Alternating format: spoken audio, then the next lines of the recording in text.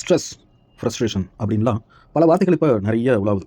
எதுக்காக இதை சொல்கிறேன்னா, நல்ல ஜாலியாக பப்பு, டான்ஸு அப்படி இப்படி இருக்கிறாங்கன்னா ஐடி ஃபீல்டு அவங்களே வந்து பயங்கரமாக கொண்டாடுவாங்க. இந்த வீக் டேஸில் கேட்டால் 5 நாளும் ஸ்ட்ரெஸ்ஸு அப்படிம்பாங்க. 2 நாள் செம்ம ஜாலியாக இருப்பாங்க. கேட்டால் ஸ்ட்ரெஸ்ஸும்பாங்க. மற்ற ஒர்க்கில் இருக்கிறவங்க அப்படி தான். சண்டே ஆனால் எங்கே வெளில போகிறது, ஜாலியாக ஊர் சுற்றுறது, ஃபேமிலியோட ஸ்பெண்ட் பண்ணுறது இப்படின்லாம் நிறையா இருக்குது. ஆனால் மற்ற டியூட்டியில் இருக்கிறவங்க மற்ற டிபார்ட்மெண்ட்ஸு இவங்க எல்லாம் கூட ஒவ்வொரு ஒரு இடத்துல இப்போ அவங்க ஆஃபீஸ் ஒரு ஊரில் இருக்குன்னா அந்த ஊரில் அந்த பர்டிகுலர் இடத்துல அவங்க ஆஃபீஸ் இருக்கும், அங்கே ஒர்க் பண்ணுவாங்க, வீட்டுக்கு போயிட்டு வருவாங்க, எல்லாம் ஓகே. வெளியில் ஏதோ ஒரு டியூட்டினா வெளியில் எங்கேயாவது ஒரு ஆஃபீஸ் இல்லை ஏதோ ஒரு மில்லு அப்படி போயிட்டு வருவாங்க, சேஃபான பிளேஸ், ஒன்றும் பிரச்சனை இல்லை. இதுவே போலீஸ்காரங்க நிலைமை யோசிச்சு பாருங்களேன். இந்த மாதிரி சேஃபான இடங்களில் என்ன சொல்கிறது, ஒரு மினிமம் பாத்ரூம் போகிறதுக்காவது ஒரு பாத்ரூம் இருக்கும். எங்கே போனாலும் எந்த ஆஃபீஸில் டிபார்ட்மெண்ட்டில் வேலை செய்வாங்க அந்த ஆஃபீஸ் வெளியில் எங்கேயா அவுட் ஸ்டேஷன் போகிறதா இருந்தால் ஒரு லாட்ஜ் எல்லாத்துக்கும் அலவன்ஸ் இருக்கும், டக்குன்னு வந்துடும், கம்பெனி அலவன்ஸ் வந்துடும். போலீஸ்காரங்க நிலைமை யோசிச்சு பாருங்க. யாராவது பெரிய மனுஷன் வந்தால் ரோட்டில் போய் நின்றுட்டு இருக்கணும், போய் எல்லா அந்த ஊரில் இருக்கிற எல்லா போலீஸ்காரங்க வர சொல்லுவாங்க. அது மட்டும் இல்லாமல் ஏதாவது மாநாடு கூட்டம் நடக்குது அப்படின்னா வெளியூர்லேருந்து போலீஸ்காரங்க வர சொல்லுவாங்க. எல்லா போலீஸும் வருவாங்க, எல்லா ஊர்லேருந்து வருவாங்க.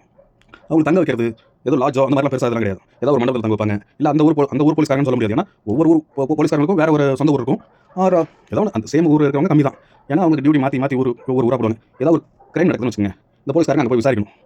இவங்க போகணும், அது கிராமமாக இருக்கும், அங்கே கொலை நடந்திருக்கும், மிட் நைட்டாக இருக்கும், மிட் நைட்டில் போகணும். இப்படி மற்ற டிபார்ட்மெண்ட்டில் இருக்கிறவங்கள விட மற்ற ஃபீல்டில் இருக்கிறவங்கள விட போலீஸ்காரங்க அவங்களுக்கு ரொம்ப அதிகமான ஸ்ட்ரெஸ் இருக்குது, ரொம்ப அதிகமான வேலைகள் இருக்குது. நம்ம வெளியிலேருந்து பார்க்கும்போது போலீஸ்காரங்க மிரட்டுறாங்க, எரிச்சலாக பேசுகிறாங்க, அது நம்ம பார்க்குறோம். அதை பார்க்கும்போது நமக்கு எரிச்சலாக இருக்கும். ஏன்னா போலீஸ்காரங்க திமிரா இது பண்ணுறாங்க, போலீஸ்காரங்க திமிரா அப்படி இப்படிலாம் நம்ம பேசுவோம். ஆனால் அதுக்கு பின்னாடி அவங்க ஏன் இப்படி இருக்காங்க அப்படின்னு நம்ம யோசிச்சோம்னா எல்லாம் தானாக புரிய வரும். என்னென்னா இப்போ நமக்கு நடக்காத வரைக்கும் எந்த பிரச்சனையும் இல்லை. சரி, இப்போ உங்களுக்கு ஏதாவது ஒரு பிரச்சனை ஆயிடுச்சு, நீங்கள் போய் ஸ்டேஷனில் ஒரு கேஸ் கொடுக்குறீங்க, ஏதாவது எவனா ஒருத்தவங்க மேலே அவனால் உங்களுக்கு ஒரு பாதிப்பு ஆயிடுச்சு, ஒரு திருட்டு பண்ணிட்டான், இல்லை செயின் எடுத்துட்டான், இல்லை அடிச்சுட்டான், ஏதோ ஒன்று. இப்போ நீங்கள் என்ன நினைப்பீங்க? அவனுக்கு உடனடியாக தண்டனை கிடைக்கணும் இதான் நினைப்பீங்க. இந்த உடனடி தண்டனைங்கிறத போலீஸ்காரங்க கொடுக்குறதில்ல. ஏன்னா அவங்க வந்து போலீஸ்காரங்களுடைய வேலை என்ன தெரியுமா? அவங்க தண்டிக்கிறதில்ல, குற்றவாளியை தண்டிக்கிறதில்ல. குற்றவாளியை யாருன்னு கண்டுபிடிக்கிறது, அவங்கள போய் பிடிக்கிறது. ஏதாவது ஒரு இடத்துல கொலை நடந்திருக்குன்னா அங்கே போய் போலீஸ்காரங்க உட்காந்துருக்கும், மேப் போட்டு மற்ற இது அந்த கைரக நிபுணர் அவங்களாம் வர வரைக்கும் அவங்க உட்காந்துருக்கும். எங்கே அது ஒரு ரத்தமான காடாக இருக்கும், ஒரு சுடுகாடாக இருக்கும், ஒரு ஏரிக்காயாக இருக்கும், ஆறாக இருக்கும், எங்கேயோ ஒரு இடமா இருக்கும். அங்கே பாத்ரூம் ஃபெசிலிட்டி இருக்காது, ஹோட்டலும் இருக்காது, குடிக்க தண்ணி கேட்கறது கூட ஆள் இருக்காது. ஆள் போய்ட்டு உட்காந்துருப்பாங்க, அங்கே போய்ட்டு காவல் கற்றுக்கணும். அப்போது அந்த நிலைமை நீங்கள் யோசிச்சு பாருங்களேன். அப்படி போய்ட்டு உட்காந்துருக்கும். இது பெண் போலீஸ்னால் இன்னும் சிக்கல். பெண் போலீஸ் வந்து டியூட்டி போடுவாங்க, ரோட்டில் ஒரு பாத்ரூம் போகிறதுக்கு எவ்வளோ சிரமமாக இருக்கும். ஒரு ஜென்ஸே வந்து ஒரு எங்கேயாவது ரோட்டில் ஒரு இதில் இப்போ டியூட்டி போட்டாங்க, டியூட்டி இருக்குது, ஒரு பிரச்சனை நடந்துருச்சு, அந்த இடத்துக்கு போகிறாங்க அப்படின்னா அந்த இடத்துல அவங்க ஒரு யூரின் போகிறது கூட எவ்வளோ ஒரு சிரமமாக இருக்கும், சங்கடமாக இருக்கும். அது லேடி போலீஸ் இன்னும். ஸோ இந்த மாதிரி பல பிரச்சனைகள் வந்து மற்ற டிபார்ட்மெண்ட்ஸை கம்பேர் பண்ணலனாலும் போலீஸ்காரங்களுக்கு அதிகப்படியான ஸ்ட்ரெஸ் ஃப்ரஸ்ட்ரேஷன் இருக்கும். மனதளவில் ரொம்ப ஒரு நம்ம சாதாரணமாக இப்போ ஏதோ ஒரு ஸ்ட்ரெஸ் இருக்குது, கொஞ்சம் டென்ஷனாக இருக்கும் அப்படின்னா யாராவது நம்மகிட்ட ஏதாவது வந்து கேட்டாங்கன்னா எரிஞ்சு விடுவோம், ஏன் அடிக்க கூட செய்வோம், கோவம் அந்தளவுக்கு வரும். அப்போ போலீஸ்காரங்க அவங்களுடைய நிலைமை யோசிச்சு பாருங்களேன். சில டைம் அடித்தா பிரச்சனை, அரசியலில் இருக்கிறவங்களாகட்டும், அதிகமான இன்ஃப்ளூயன்ஸில் இருக்கிறவங்க அவங்க வந்து ப்ரெஷர் கொடுப்பாங்க. இப்போ உதாரணத்துக்கு எடுத்துங்க, இந்த திருபுவனம் ஊரில் அஜித் குமார்னு ஒரு பையன் காவலாளி, யாரும் கோயில் காவலாளி, யாரோ தலைமைச் செயலகத்தில் வேலை செய்கிறவங்களுடைய சொந்தக்காரங்க அந்த கோயிலுக்கு வந்துட்டாங்க. அவங்க ஏன் காரை அவங்கள போய் பார்க் பண்ண வேண்டியது, இது என்ன 5 ஸ்டார் ஹோட்டலாக, வேலட் பார்க்கிங் சாவி கொடுத்து போய் பார்க் பண்ணிட்டு வரதுக்கு இந்த கோவில் காவலாளிகிட்ட கார் பார்க் பண்ணிட்டு சாவி கொடுத்ததே தப்பு. அது யார் தப்பு? இவங்களுடைய தப்பு. எதனாலன்னா இவங்க அவனை வேலை வாங்குறதுக்கு உரிமை கிடையாது. அதுக்கு அவங்க மேலே தான் கேஸ் போட்டுருக்கணும். முதல்ல நீங்கள் எப்படி அவன் அந்த கோயில் நிர்வாகத்தில் வேலை செய்கிறவங்க நீ எப்படி வேலை வாங்கலாம், நீ ஒரு தனி மனுஷன் நீ எப்படி வேலை வாங்கலான்னு அவன் மேலே தான் கேஸ் போட்டுருக்கணும். இப்போ அவங்க அதிகாரத்தில் இருக்கிறவனுக்கு சொந்தக்காரன் அப்படின்றதுனால இப்போ இந்த பையனை பிடிச்சிட்டு போய் ஏன்னா ப்ரெஷர் எப்படியாவது அந்த நகையை வாங்கி கொடுத்துருங்க அவன் ப்ரெஷர் போடுறான்னா அவன் இன்னும் இவனுடைய மேலதிகாரிகிட்ட, இந்த போலீஸ்காரங்களோட மேலதிகாரிகிட்ட ப்ரெஷர் போட்டுருவாங்க. ஏற்கனவே ஏகப்பட்ட டென்ஷனில் தான் இவங்க இருப்பாங்க போலீஸ்காரங்க. அப்படின்னா இவங்க கஷ்டப்பட்டு ஒரு குற்றவாளி பிடிச்சிருவாங்க. இப்போ ஒரு குற்றவாளின்னு ஒருத்தர் இருக்கான்னு வச்சுங்க, அவன் வந்து ஒரு செயின் பறிச்சு போயிட்டான் அப்படின்னா அப்போ அவனை போய் பிடிக்கணும். இவங்க அவன் எந்த இடத்துல ஒளிஞ்சிருப்பான்னு தெரியாது, என்ன ஆயுதம் வச்சிருப்பான்னு தெரியாது, எத்தனை பேர் இருக்கான்னு தெரியாது. ஆனால் இவங்க 2 பேர் 3 பேர் போவாங்க போலீஸ்காரங்க. இவங்களுக்கே உயிர் உத்தரவாதம் இருக்காது. போய்ட்டு அவனை எப்படி அரெஸ்ட் பண்ணி கூட்டு வராங்கன்னு வச்சுங்க, அவன் மேலே கேஸ் போடுவாங்க. கேஸ் ரெஜிஸ்டர் பண்ணுவாங்க, எஃப்ஐஆர் ரெஜிஸ்டர் பண்ணிட்டு இப்போ இந்த குற்றவாளி இருக்கான் இல்லையா, இவன் மேலே ஏற்கனவே 30-40 வழக்கு இருக்கும் வேறு ஊரில். சரி, 30-40 வழக்கு இருக்கா, எப்படி வெளில இருக்கான் அப்படின்னு பார்த்தோம்னா கேஸ் பெண்டிங்லேயே இருக்கும். அதாவது கேஸ் போட்டிருப்பாங்க, கோர்ட்டில் வந்து நாங்கள் ரொம்ப பிஸியாக இருக்கும், கேஸ் எடுக்க மாட்டாங்க.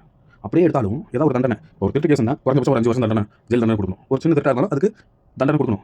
ஆனால் இவங்க தண்டனை கொடுக்குறது மறுபடியும் எவனா வந்து ஜாமீன் கொடுக்குறது 15 நாளில் நிபந்தனை ஜாமீன், இந்த ஜாமீன் அந்த ஜாமீன், ஏதாவது ஒரு ஜாமீன் பெயிலுன்னு கொடுத்து 15 நாளில், 1 மாதத்தில், 3 மாதத்தில் இந்த மாதிரி அந்த குற்றவாளி வெளில அனுப்பிச்சுடுறது. அப்போ அவன் மறுபடியும் போய்ட்டு என்ன பண்ணுவான், மறுபடியும் திருடுவான். அவன் மறுபடியும் போலீஸ்காரங்க இவன் தான் திருடுறான், மறுபடியும் அவன் தேடி போவான், அவன் திருடினா அப்படின்னு கண்டுபிடிச்சு போகணும். இப்படியே ஒருத்தவன் 2 பேர்னா பரவாயில்ல, ஆயிரக்கணக்கில் அவன் புதுசாக திருடுன்னு வேறு உருவாக்குவான். ஜாமீன் கிடச்சிடும், 3 மாதத்தில் ஜாமீன் வந்துடலாம். இப்படியே ஜாமீன் கொடுத்து எல்லாத்தையும் வெளில அனுப்புவாங்க. கேஸே எடுக்காமல் நிலுவையில் நிறைய பேர் வெளில இருக்காங்க. அப்போ இதெல்லாம் யார் வேலை செய்யணும்? போலீஸ்காரங்க கேஸ் போட தான் முடியும், தண்டனை கொடுக்குற அதிகாரம் அவங்களுக்கு இல்லை. அப்போ தண்டனை கொடுக்குற அதிகாரத்தில் இருக்கிறவங்க ஒழுங்காக வேலை செஞ்சால் இந்த குற்றத்துக்கு இதுதான் சட்டம், இத்தனை வருஷம் உள்ள ஜெயிலுக்குள்ள இருக்கணும், 10 வருஷம், 14 வருஷம், 15 வருஷம், 20 வருஷம் ஜெயில் தண்டனை அவனை ஜெயிலில் போட்டே வைக்கணும். அவன் ஜாமீன் கொடுத்து வெளில அவன் 30 கேஸ் 40 கேஸ் ஜாலியாக வெளில தான் இருக்கான். அவன் திருந்ததுக்கான வாய்ப்பும் இல்லை. அப்போ பயந்து வாழ வேண்டியதாக இருக்கான். அவன் முதல்ல ஒரு கேஸா ஏதோ ஒரு ஜாமீன் ஓகே, 2வது டைம் நீ மறுபடியும் தவறு பண்ணியிருக்க, குற்றம் பண்ணியிருக்க. அப்போ இந்த தடவை ஜாமீன் கிடையாது, ஒன்றும் கிடையாது, முழு ஆயுள் தண்டனை அனுபவிச்சு அவன் முழு தண்டனை அனுபவிச்சு அவனு அவனை ஜெயிலில் போட்டிருந்தா அவன் வெளியில் இருக்க மாட்டான். அதனால குற்றம் நடக்காது. இப்போ ஜாமீன் கொடுத்து வெளில மறுபடியும் குற்றம் நடக்குது. மறுபடியும் போலீஸ்காரங்க அவன் ஒருத்தவனே தான் வந்து பிடிச்சி இப்போ என்ன ஆகும்? இப்போ முதல் 2 டைம் அவனை அடிச்சு பிடிச்சி கைது பண்ணிட்டு வச்சா இவன் 2வது டைம் ஜாமீனில் வந்துட்டு போலீஸ்காரனே மாட்டுவான், போலீஸ்காரன் குடும்பத்தை மாட்டுவான். என்னைய பிடிக்கிற அளவு பெரிய ஆளாட்டி நீ பார்த்தியா, 2 நாளில் வெளில வந்துட்டேன் அப்படிமா. அப்போ என்ன ஆகும்? அப்போ போலீஸ்காரங்களுக்கு ஓகே, நம்ம என்ன தான் கஷ்டப்பட்டு போய் உயிரை பணம் வச்சு பிடிச்சிட்டு வந்தாலும் அவனுக்கு தண்டனை கிடைக்க மாட்டேங்குது, வெளில தான் இருக்கான். மறுபடியும் பண்ணுறான், மறுபடியும் கேஸ் போடுறாங்க, 30 கேஸ் 40 கேஸ் 50 கேஸ் ஆகுது, தண்டனை கிடைக்க மாட்டேங்குது. இப்போ என்ன ஆகும்? போலீஸ்காரனுக்கு நம்ம எவ்வளோ கஷ்டப்பட்டு ஒருத்தனை பிடிச்சி வரோம், ஆனால் அவன் உள்ளே வைக்க முடியல, அவனை வெளியில் இருக்கான். அவனால் நமக்கு உயிருக்கு ஆபத்து வரும், குடும்பத்துக்கு ஆபத்து வரும். அப்போ என்ன பண்ண வேண்டியது இருக்குது? ஒன்றுமே பண்ண முடியல. சில போலீஸ்காரங்க சரி ஓகே இது இப்படி தான் இந்த சமுதாயம் அப்படின்னு அவங்களே மைண்டை செட் பண்ணிவிட்டு மான ரோஷம் சூடு சொரணை அப்படிங்கிறது எதுவுமே அப்படியே எல்லாத்தையும் விட்டுட்டு ஒரு ஜடம், உயிரற்ற ஒரு ஜடம் மாதிரி அவங்க சரி வாழ்க்கை வாழ்ந்தவனும் குடும்ப குட்டியை காப்பாற்றி அவனு எல்லாத்துக்கும் ஆமாம் சொல்லிட்டு அமைதியாக போக வேண்டியதாக இருக்குது. இன்னும் சில பேர் கோவத்தை எங்கே காட்டுறது, இத்தனை இது நடக்குது அப்படின்னு கோவத்தை எங்கே காட்டுறதுன்னு தெரியாமல் ஒரு சில பேர் அவன் அப்பாவியாக இருப்பான், ஆனாலும் ஏதோ ஒரு சந்தேகத்தின் பேரில் அவன் கூட்டு வந்து அடித்து அவன் செத்தே போயிடுவான். அப்படி இந்த காவலாளியும் ஒரு ஆள் அவனை கொலை பண்ணுன்ற நோக்கத்தில் போலீஸ்காரங்க அடிக்கலையே, அவனை கொலை பண்ணணும் நோக்கத்தில் யாராவது அடிச்சாங்களா? ஏன் போலீஸ்காரங்களுக்கு அவனுக்கும் எதுவும் முன் தகராறு முன் விரோதம் அந்த மாதிரி ஏதாவது இருக்கா? இல்லை முன். அப்போது அவனை கொலை பண்ணணும் இன்டென்ஷனில் அவங்க அடிக்கல, அவங்க அடித்தாங்க. அது ஏன் அடித்தாங்கன்னா அந்த ஃப்ரஸ்ட்ரேஷன் ஸ்ட்ரெஸ் கோவம் வரும்போது அவனை அடித்து அதுக்காக அவங்க பண்ணது சரின்னு சொல்லலை, அது காரணத்தை நான் சொல்கிறேன். அதெல்லாம் ஒரு உயிர் போயிடுச்சு, அதுக்கான மெயின் காரணம் என்ன அப்படிங்கிறத நான் சொல்லியிருக்கேன். அப்போது யாரோ ஒருத்தர் அவங்க வேலையை செய்யாதனால மொத்தமாக பிரச்சனை ஆகுது. அது யாருன்னா உங்களுக்கே தெரியும். அந்த மேல் மட்டத்தில் தண்டனை கொடுக்கக்கூடிய இடத்துல இருக்கிறவங்க எல்லா கேஸையும் நிலுவையில், அதாவது நிறைய கேஸ் நிலுவையில் போடுறதுனாலையும் உடனே குற்றவாளிகளுக்கு ஜாமீன் கொடுத்து அனுப்புறதுனாலையும் ஏதாவது இந்த ப்ராப்பர்ட்டி வைஸ் கேஸ் ஏதாவது வந்துச்சுன்னா அந்த கேஸ் 30 வருஷம் 40 வருஷம் இழுத்து இப்போ தீர்ப்பு அப்போ தீர்ப்பு. ஏன் இந்த தந்தை மகன் ஃபினிக்ஸ் சாத்தான்குளம் அந்த அப்பா பையன் அடித்து அவங்க செத்து போயிட்டாங்க, அந்த கேஸ்க்கே ஒன்றும் தண்டனை இல்லை, 5 வருஷம் ஆச்சு. ஒரு கேஸ் போட்டால் அதுக்கு உடனே தண்டனை கொடுத்து அந்த தண்டனையை முழுசாக கொடுத்தா நாட்டில் குற்றங்கள் நடக்கிறதுக்கு வாய்ப்பு கம்மியாக இருக்கும். இவங்க உடனே தீர்ப்பு கொடுக்க மாட்டாங்க. போட்டு ஒரு குற்றம் நடந்தால் அந்த பாதிப்பு அடைஞ்சவனும் அவனுக்கு ஸ்ட்ரெஸ் வரும். இத்தனை நாள் கேஸ் கோர்ட்டு கேஸ் அலைஞ்சு வருஷக்கணக்காக அலைஞ்சு கடைசியில் தண்டனை அந்த குற்றவாளி கிடைக்காது. அவன் கிடைக்காத போது அவனும் திருந்ததுக்கு வாய்ப்பு இல்லை. அடிப்பட்டவனும் அதாவது அந்த இழந்தவனும் அவனுக்கும் மன உளைச்சல் செலவு.